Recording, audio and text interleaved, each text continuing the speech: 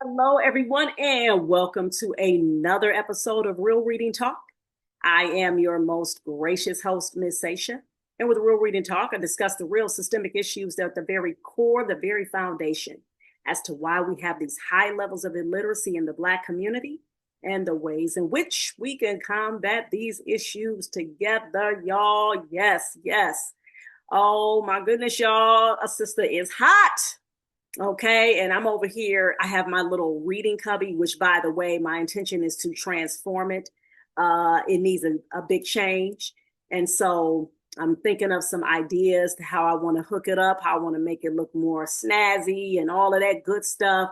But I'm saying that to say because I'm in the corner and I don't have a fan on over here because I didn't want you all to hear that fan noise in the background. And so if you start seeing little beads of sweat, those of you who are watching me on YouTube, yeah, I don't care. Get your crack up on whatever the case may be. I'm just letting you know I'm hot. All right, period.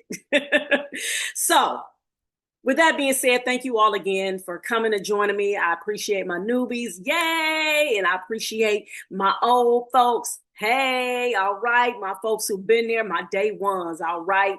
So, let's get right on into it, y'all. Oh, y'all, we keep talking about our babies not reading, not doing good in reading. We hear the statistics 17% of Black children nationally are reading, who are fourth graders, are proficient in reading or above proficiency. Some places it's like about 20%, 22% of Black fourth graders who are proficient in reading. We keep hearing these statistics of our children, they don't want to read. They just, they're like, man, forget this. It's like pulling teeth to try to get them to read and all of that stuff, right? Well, I'm going to tell you now, it ain't going to happen if us as adults are saying things like, I ain't got time to read. Yes. Yes, y'all. Quick story. Two of my sons, they were selling ice cold drinks in front of the house a few days ago, getting their little entrepreneurship thing on. And I also had books on the table. And I said, when people come to purchase the items, please offer them a book. Let them know they can take a book. So this man came and he said, my sons had offered him a book. And he was like, he said, no, I said, I'm good. He said, I ain't got time to read. Then my son was even trying to push it a little more. He said, well, how about you give the book to somebody in your family? And he was like, no, I ain't really close to my family. So, and I'm like, mind you, they're relaying the story to me, right? And I'm just like, I was like, wow. And then I think my son had mentioned something about, listening to books or whatever. And y'all know, I was so proud. Let me just say this. I was super proud because they definitely have been taught well, by their mama. Praise God. Okay. Because I was just like, wow, man. I'm like, they sounded like little, reading ambassadors. You know what I mean? So I was very, very proud of them for that. Okay. But unfortunately, I must say, y'all, that's not the first time that I have heard an adult say this. I've experienced this myself. We were giving out books, our organization, ABC Read, giving out books at an event, had our table, got the books, display, all of that, books that we could relate to as Black folks, okay? And I remember a lady coming over and she was like, I don't really read. And I'm just like, what? And the thing is that people are like comfortable with saying that. Like they feel like that's kind of normal. And of course, again, I know this is like a minority of folks who are saying this, but still, to me, this is still something that we cannot normalize in the Black community. I remember another instance when I was giving out books at one of the local high schools, all boy high school. And, a lot of the young brothers, they would take the books. And then I would also offer to some of the male teachers. I'll say, here, you want this book? And once again, I'm making sure I'm not just giving like any random old book. I'm giving books like, for example, the autobiography of Malcolm X. I'm giving The Man the Moment Demands by Jason Wilson, that brother out in Detroit who's doing great things for our Black brothers, him and his wife. with their organization and how they are empowering those young brothers through martial arts and making sure that they learn how to regulate their emotions. So he wrote a book, talking about just these different things, right? How, Black brothers in particular need to step up to the plate and all of that. I'm giving these kinds of books, okay? Books that I know for a fact we need in our community. And brothers like, men, grown men. And the thing that what concerns me and just really, kind of quite frankly get on my dang on nerves, we can't keep telling our youth that you need to read, you need to study, you getting a D in science, you failing in reading, you don't know how to write this, you're not doing that. And I'm just like, okay, but if we're not modeling for them what that looks like, if we're not normalizing reading, if we're not making sure that that is something that's of value, then guess what? They aren't either.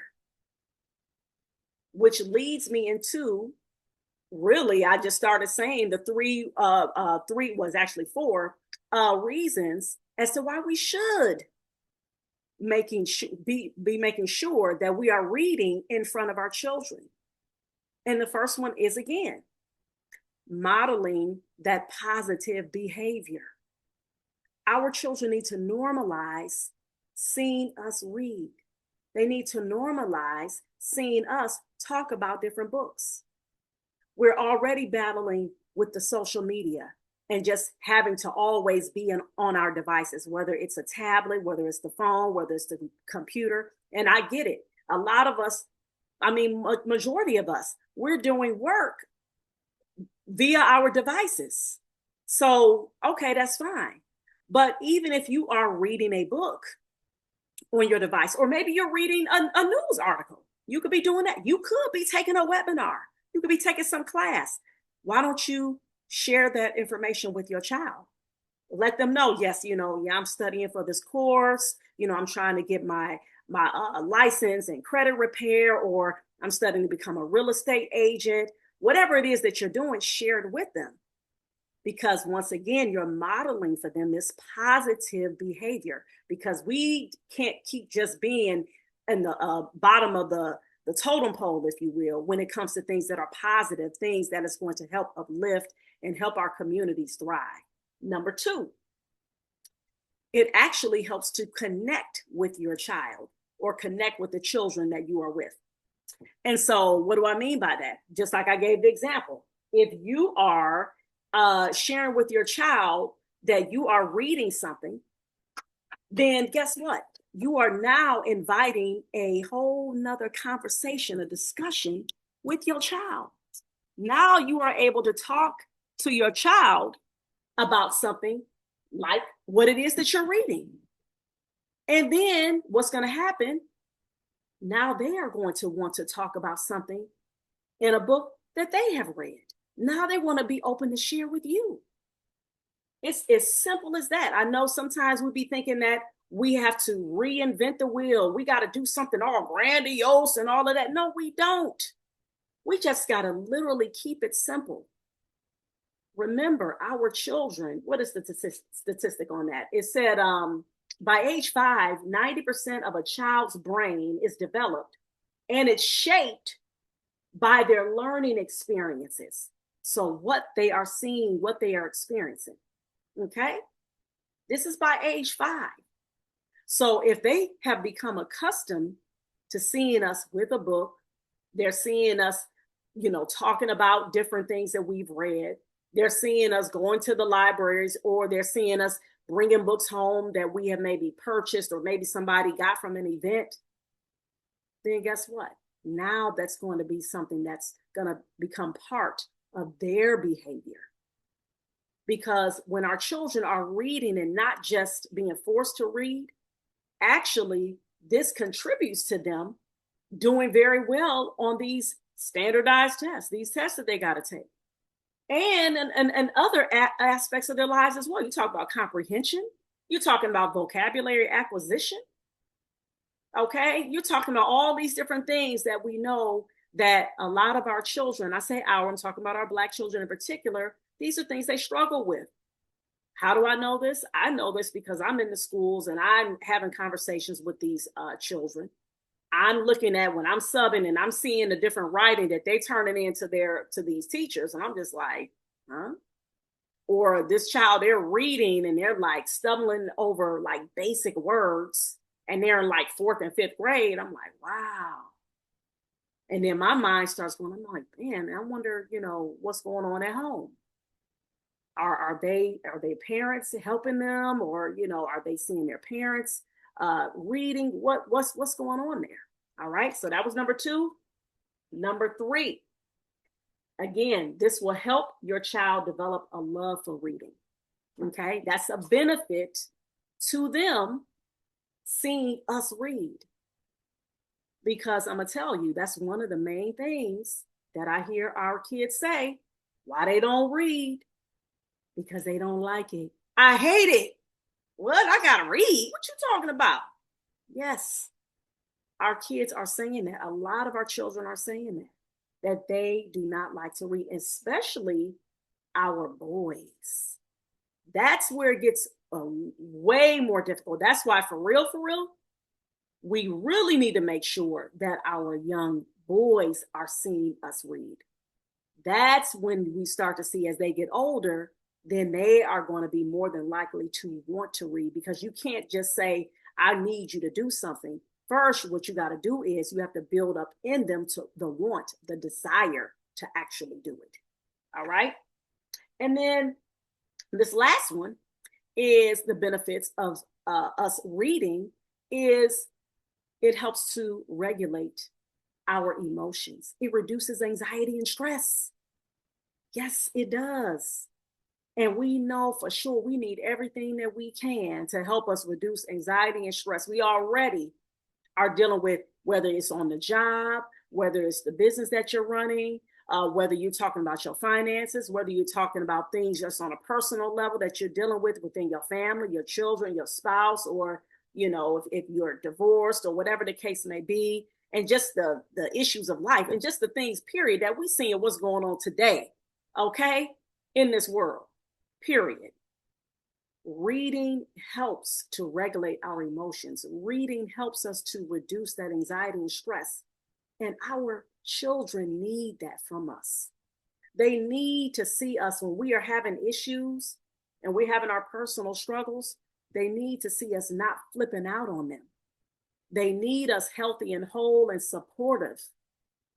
And so when we are doing things like reading, whether we are opening a physical copy of a book, or if we are listening to a book, right there, that is helping us being able to, like I talked about before, showing that positive example as a role model, helping us connect to our children as well. Also, it helps our children to see and to rather develop a love for reading. And then the last one is helping to reduce anxiety, stress, regulating our emotions. All right. So that's what I have for you guys today. I wanted to keep it pretty short and sweet, straight to the point. But we need to cook that rhetoric about I ain't got time to read. And when somebody's trying to give you a book and you just pushing it away, like, no, we need to stop that. Even I don't care if you're not even going to read that book. Somebody giving you a book, they care about you. They care about you. Most folks ain't going around giving books, and especially, like I said, giving books that talk to us. They relate to us. It don't even have to be like a struggle. I'm talking about it could be something that's financially uplifting, like the book Think and Grow Rich, A Black Choice by Dennis Kimbro. There's some brothers that talked about how they read that book and how it changed their lives. And here it is, somebody giving you a copy of that book. Oh no, they care about you. They ain't got to know you, but they like, you know what? I want the best for you because I want the best for myself. So I'm going to end on that, y'all. And I want you all, again, model that behavior, okay? At least 30 minutes a day. Please make sure that you're doing that, all right? Our life depends on it. Our babies' lives depend on it. I thank you all again for listening to another episode of Real Reading Talk. I am your most gracious host, Ms. Sasha. And with Real Reading Talk, I discuss the real systemic issues at the very core, the very foundation, as to why there are high levels of illiteracy in the Black community and the ways in which we can combat these issues together. Thank you all again for listening. Peace. Right. I hope that everybody enjoyed that episode, gained a lot of benefit from it. And we just keep doing what we need to do to make those changes one day at a time. So just a reminder, I am a pre-K through fourth grade reading tutor, and I'm a certified dyslexia tutor. So if your child has been diagnosed with dyslexia, or if your child is just simply struggling, or if you just want to just keep your child, ahead, and you want to just keep them, keep learning and keep getting better with their reading, then what you need to do is go to my website, abclearntutoring.com, and click on that free reading assessment today. Also, I'm the founder and executive director of ABC Read. Our mission is to develop and nurture a culture of literacy in Black and underserved communities. And we appreciate you all helping us tremendously by just going to our website, abcread.org. Check out what we've been doing in the community. And if you would be so kind to click on that donate button, that would be absolutely phenomenal, okay? Because your dollars, they help to purchase books that are culturally relevant and for us to be able to put on absolutely amazing reading programs, all right, for our youth and adults in the community here in the city of Cleveland. And also, please go to my website, readingisfreedomshop.com, so that you can purchase your Reading is Freedom merch, just like you see right there, that mug right there over my right shoulder. And there's a plethora of different items that you can purchase. Again, it's about supporting and making sure that we're promoting literacy in our community. Also, make sure that you subscribe to my YouTube channel where this podcast will be, Reading is Freedom. Make sure you like, comment. Those comments will really help. So just make sure you say your piece, you know what I mean, as well. That really helps with the algorithm and all that great stuff, all right? So make sure that you do that.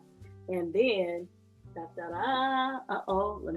me get her down. Let me get her down, okay? Healed, empowered, resilient, y'all. Yes, your girl is an author, a co-author with 9 other amazing, remarkable, just outstanding women, all right? And we are in this book talking about how we were able to take our setbacks and turn them into comebacks, okay? This right here, this is an easy read, a beautiful read to where you get to read these different stories about how we overcame, y'all. And we still overcoming. We ain't just made it. We're not saying that, okay? Because definitely we're always going to be a work in progress. However, we're able to identify the different issues that we've had and said, you know what? We're going to break this generational trauma that we've been passing on within our communities. So make sure you grab your copy on Amazon, all right? So with that being said, there you have it, you guys. And I want to end with the quote, all right? And the quote is from LeVar Burton, which is, "For me, literacy means freedom for the individual and for society." All right, you all. So you all take care again. Thank you all again for listening to another episode of Real Reading Talk. I am Ms. Sasha, and remember, reading is freedom. And please keep reading for at least 30 minutes a day. Peace.